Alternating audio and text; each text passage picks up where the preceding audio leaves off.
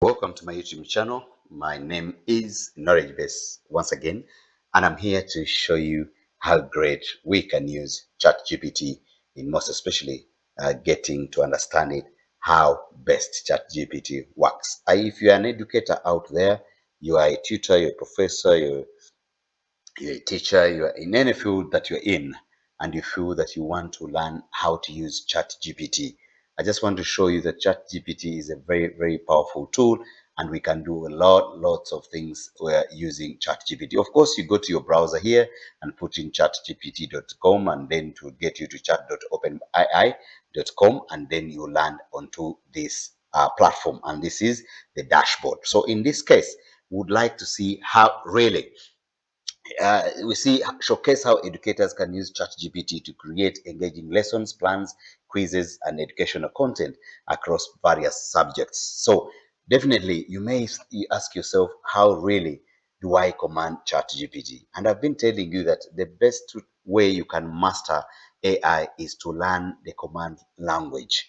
If you give the right command language, then definitely you'll be able to get the information as you've asked. Okay, so let's see really how. Let's showcase how educators can use ChatGPT, and within a few seconds we are generating these kind of lessons. And here I'm here to guide you that gone are the days where we are using our brain, where we are using a lot of time, taking time, and of course time is money, and we are consuming time. And of course, as educators, as teachers, as professors, lecturers, please, let's do this and plan ourselves using these facilities, and one of them is ChatGPT. So in this case, lesson one, lesson plans, okay, science lessons on photosynthesis. The subject is understand the process of photosynthesis, okay? So they are giving you the lesson, okay? And then the objective is also here. So they are showing you the engagement. You're going to do the introduction, begin with the conversation introduction about the importance of plants in our ecosystem. Then two, we have the interactive explanation. Use ChatGPT to generate an interactive explanation of the photosynthesis process, breaking down and breaking down complex and concept into simpler language. Okay, and then we have what we call the virtual experiment. Create a stimulated conversation where students ask ChatGPT questions about a virtual photosynthesis experience. Okay, then we have the quizzes, two quizzes: history quiz on ancient civilians. The objective is assess knowledge of ancient civilizations. Then we have the engagement, interactive questions, design multiple choice questions with historical context, and allow students to discuss their reasoning. Guys, just keep holding. We are going through all this, and I'm going to show you how all this is simplified again in ChatGPT. So be patient and let's see how we come to our end. Now we have the role playing quiz. Use the ChatGPT to stimulate historical figures, and then students can quiz these figures as if they were alive. This adds an element of creative and critical thinking. Then we have the language arts lesson. Creative writing class, objective, enhance creative writing skills. Then we have the engagement, story starter, and all this. So when we get to the mathematics lesson is here, the foreign language class is here, then tips for using ChatGPT in education. Set clear objectives, clearly define the educational goals and outcomes you want to achieve with ChatGPT. Encourage critical thinking, design activities that prompt students to think critically and ask open-ended questions to ChatGPT. Then monitor conversations. While ChatGPT is a powerful tool, it's important to monitor conversations to ensure they align with the learning objectives and remain appropriate. And then interactive improvement. Gather feedback from students and it ensure it ensure it to improve and refine your use of ChatGPT in future lessons. Okay. So now, what are you given here? For example, the languages. Okay, let's go back here. The objective, the engagement. Okay, the interactive. Use ChatGPT to generate this. So what you do, you want to be helped in this, you copy this and paste it here as well, and then see how they are going to generate for you in lesson one. Okay, we are trying to generate the interactive explanation. Okay, now we have asked ChatGPT to give us the interactive, you know, explanation. Certainly, let's break down the photosynthesis process in a simpler language. The student, hi, ChatGPT, can you help me understand photosynthesis? ChatGPT, of course, photosynthesis is a magical recipe that plants use to make their own food.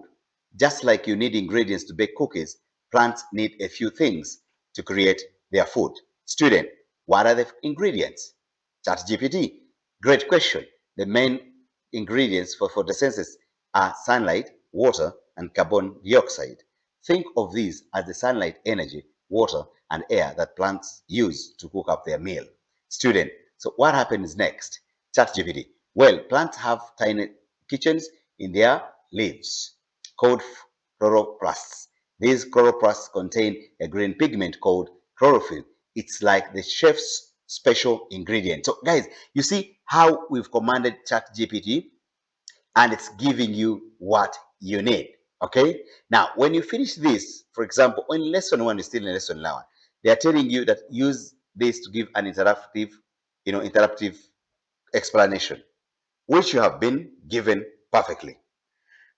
Now, in quizzes, which is two, they're saying design, for example, design multiple choice questions with historical contents with chat GPT. So all this is helping you to make your work much more simpler and deliver your work on time without having to have sleepless nights. Okay.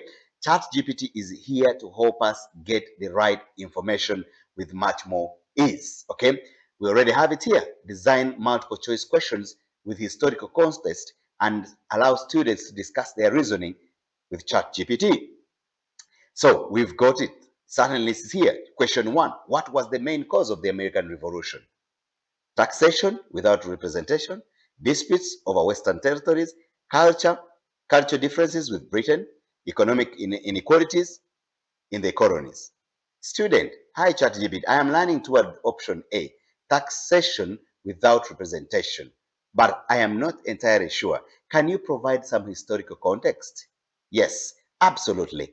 During the American Revolution, one of the major grievances of the American colonialists was the imposition of taxes by the British government without giving them a voice in the decision-making process. This lack of representation in the British Parliament fueled the colonists' desire for independence. Guys, let's go to question two.